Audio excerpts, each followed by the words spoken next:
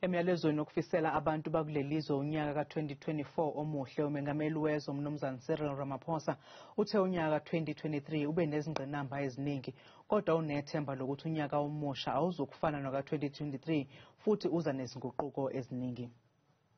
My fellow South Africans, we have come to the end of another year. 2023 has been a difficult year for many South Africans. Yet, despite the many challenges that our country is facing, we do have cause for hope and optimism. Our hope and our optimism is based on the knowledge that we have faced many hardships and challenges in the past, but we have overcome them.